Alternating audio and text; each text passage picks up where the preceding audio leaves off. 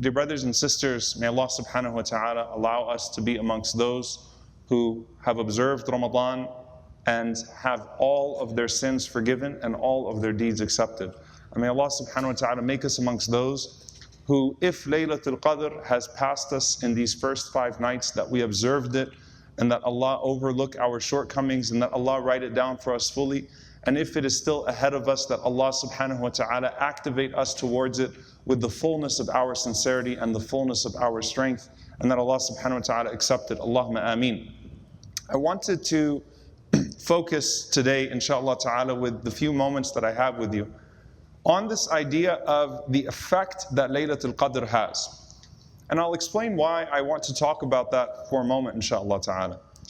When it comes to Siyam, when it comes to fasting Ramadan, Imam bin Hajar rahimahullah ta'ala mentions that the sign of an accepted Ramadan has a component of it that is a feeling, and a component of it that has a very observable impact in terms of your deeds.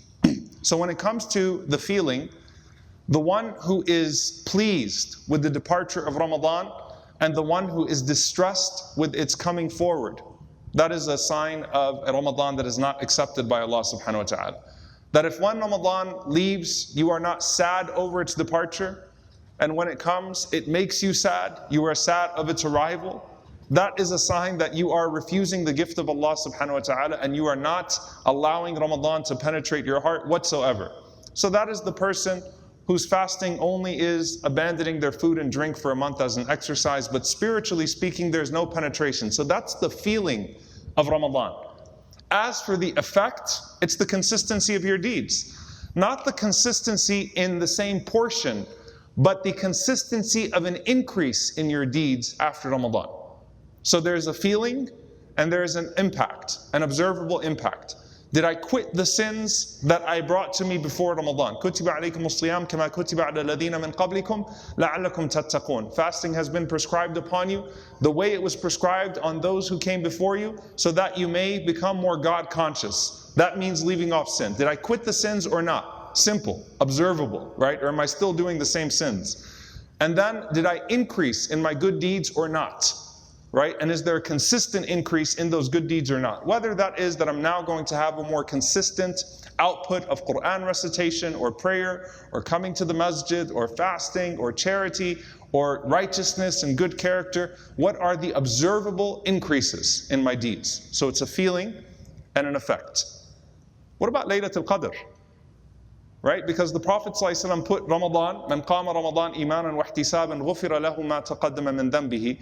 Whoever fasts the month of Ramadan with faith and seeking the reward will have all of their previous sins forgiven. And then مَنْ قَامَ Ramadan, whoever stands up at night, praying the nights of Ramadan, Allah will forgive all of their sins. And then whoever observes Laylatul Qadr specifically, Allah subhanahu wa ta'ala will do away with everything that came before, so long as it was done with iman and ihtisab, faith and seeking the reward.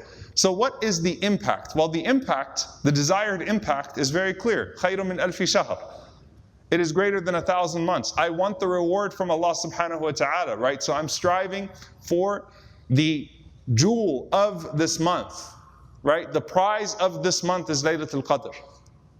Is there an impact and an effect beyond that though? Or is it just that I pushed myself and I hope I got it last night and the sunrise looked amazing? Alhamdulillah, I got it. Bismillah, let's do this again next year. Is that it?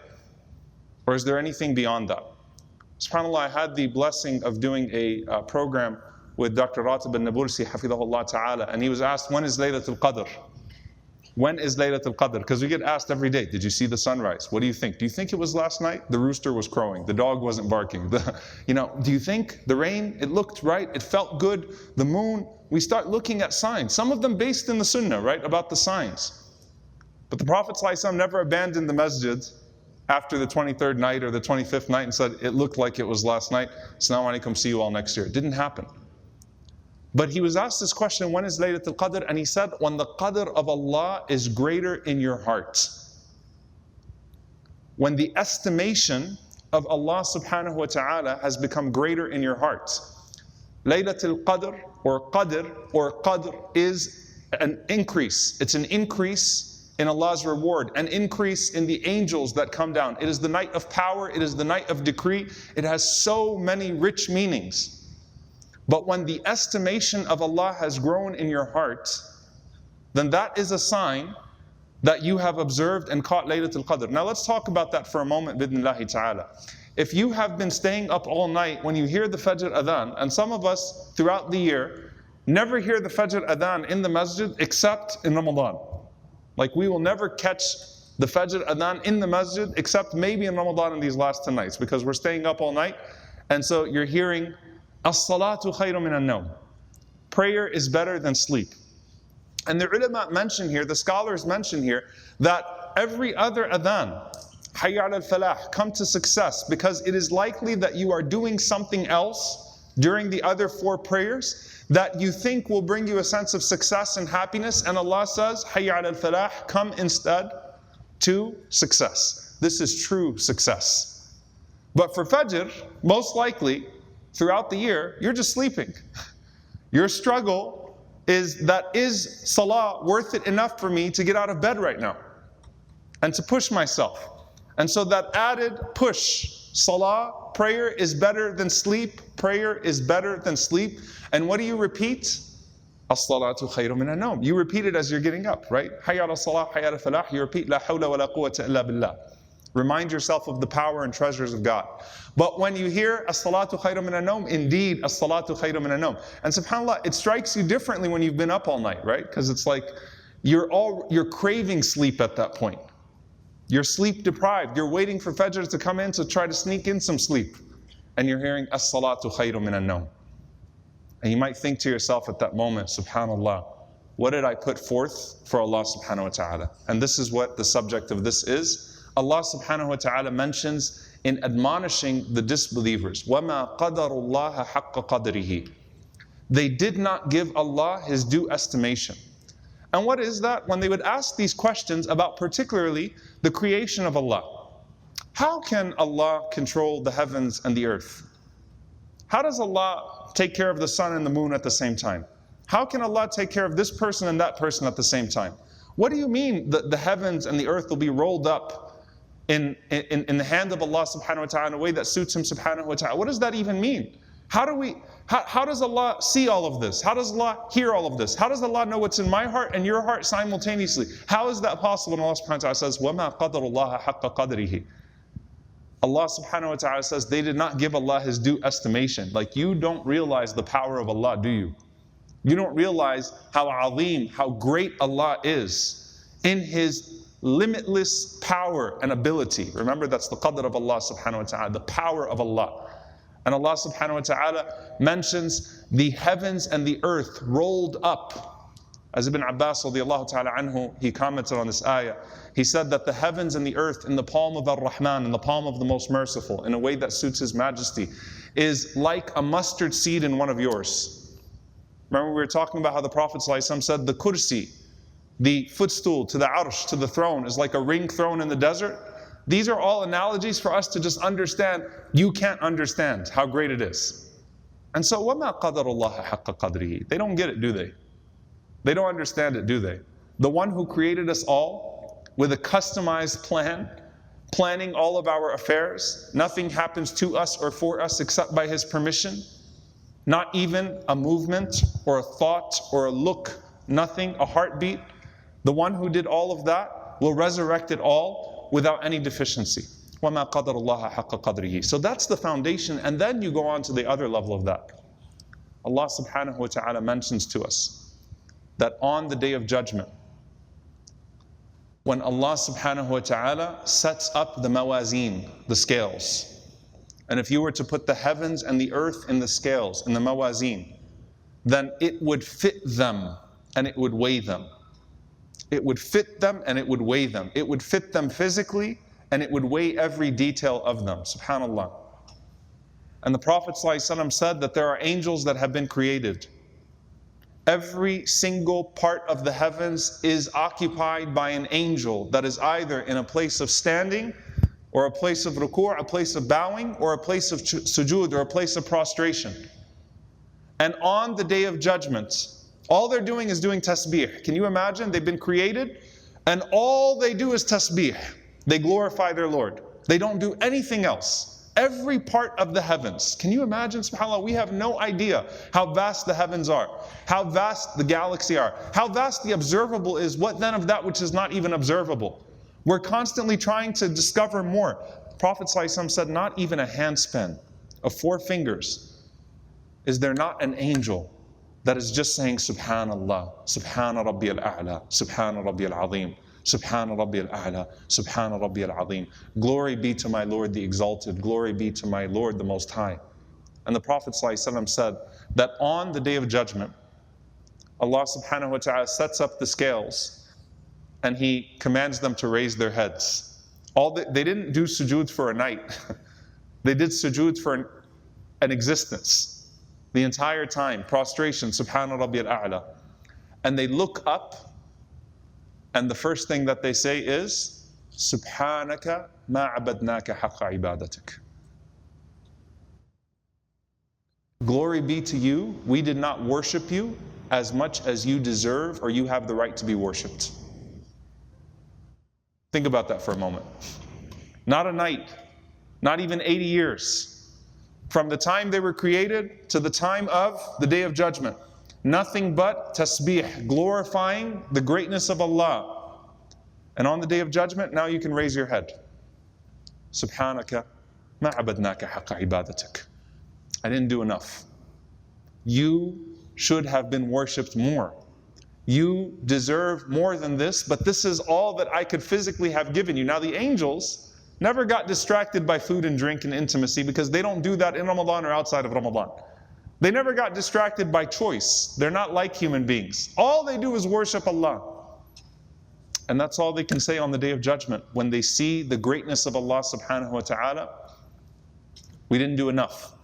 So dear brothers and sisters, what is the point of this for us in terms of a feeling and an impact of Laylatul Qadr in particular? There are 3 things that the ulama mention in terms of understanding, having a greater qadr of Allah in your heart, a greater estimation of Allah in your heart. 3 of them. Number 1, Allah is worth a greater sacrifice. A greater sacrifice. As-salatu khayru min an-nawm. I was tired. I'm sleep deprived. I'm hungry. I'm thirsty. It's hard, right? Sometimes it gets difficult. I feel the pain of that sacrifice. Well, Allah is worth a greater sacrifice. So the next time you're pulled between the voice of righteousness and the voice of wickedness, when you're prompted by the angel that prompts you to do good and the shaitan that prompts you to do evil, which voice are you going to listen to? Allah is worth a greater sacrifice from me. So you know what? Allah is worth less sleep. Allah is worth more sacrifice. Allah is worth the pain of sin. Allah is worth the pain of blame. Allah is worth all of these things, a greater sacrifice. That's number 1.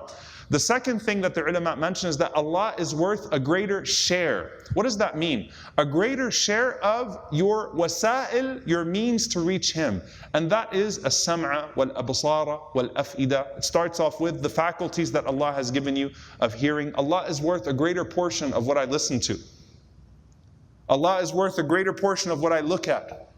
Allah is worth a greater portion of my thoughts, of my contemplation, my fu'ad, what occupies my heart. Allah is worth a greater portion of a greater share of that. So it starts with that. Then they say, Allah is worth a greater portion of my time.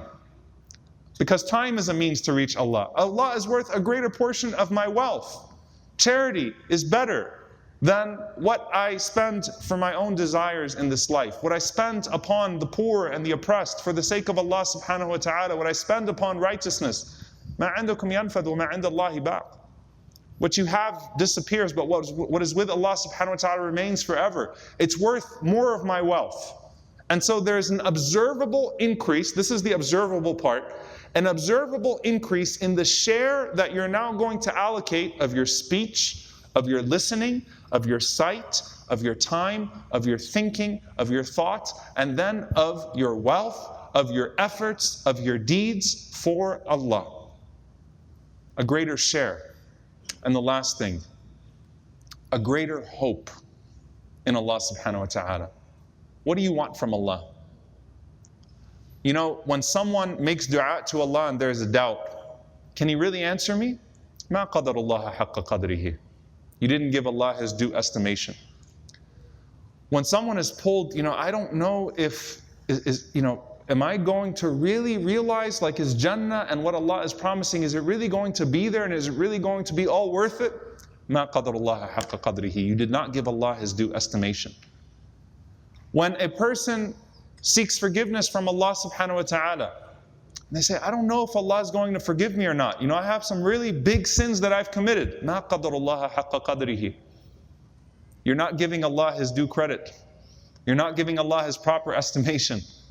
All of that means a greater hope in Allah, increasing your hope in Allah. When you diminish your hope in Allah, what you are really doing is you are suggesting a deficiency on His part subhanahu wa ta'ala. And Allah subhanahu wa ta'ala has no deficiency. And so, dear brothers and sisters, with Laylatul Qadr in particular, if Allah increases the estimation, the qadr of Allah, the power of Allah in our hearts, the share of Allah in our hearts, that is a sign of an accepted Laylatul Qadr. And if there is an observable increase in your sacrifice for Him, an observable increase in the share of your faculties and your means that you allocate towards Him, and a greater increase in your hope in Him, then that is an increase that we seek in Laylatul Qadr. May Allah subhanahu wa ta'ala make us amongst those who observe Ramadan, who observe Qiyam, who observe Laylatul Qadr, who realize its full reward, and may Allah subhanahu wa ta'ala reward us with what we cannot comprehend in this life. وَالْآخِرَةُ خَيْرٌ وَأَبْقَى. What is greater than anything we could perceive, and what lasts beyond our perception, what lasts eternally. May Allah subhanahu wa ta'ala grant us the full reward of it, and may Allah subhanahu wa ta'ala forgive our shortcomings, because mercy is befitting. And may Allah subhanahu wa ta'ala reward us despite the deficiency in our deeds, because generosity is befitting to Him. He is Al-Afu Al-Kareem. Allahumma innaka afuwun kareemun tuhibbul afwa fa'fu anna. Oh Allah, You are the one who forgives. You are generous in Your mercy and forgiveness, and You love to do so. So forgive us, O Allah, for everything that we brought forth. Allahumma ameen. أقول قولي هذا واستغفر لي ولكم ولسائر المسلمين فاستغفروا إنه الغفور الرحيم. الحمد لله والصلاة والسلام على رسول الله وعلى آله وصحبه ومن والاه. اللهم اغفر للمؤمنين والمؤمنات والمسلمين والمسلمات الأحياء منهم والأموات إنك سميع قريب مجيب الدعوات. اللهم اغفر لنا وارحمنا واعف عنا ولا تعذبنا. ربنا ظلمنا أنفسنا وإن لم تغفر لنا وترحمنا لنكونن من الخاسرين. لا إله إلا أنت سبحانك إنا كنا من الظالمين. اللهم اغفر لوالدينا رب ارحمهما كما ربونا صغارا. ربنا هب لنا من أزواجنا وذرياتنا قرة أعين واجعلنا للمتقين إماما. اللهم اعز الإسلام والمسلمين وأذل الشرك والكاذبين. اللهم انصر إخواننا المستضعفين في كل مكان. اللهم عليك بالظالمين في كل مكان. اللهم أهلك الظالمين بالظالمين وأخرجنا وإخواننا من بينهم سالمين. عباد الله، إن الله يأمر بالعدل والإحسان وإيتاء ذي القربى وينهى عن الفحشاء والمنكر والبغي يعظكم لعلكم تذكرون. فاذكروا الله يذكركم واشكروه على نعمائه يزدكم ولذكر الله أكبر والله يعلم ما تصنعون. وأقيموا الصلاة.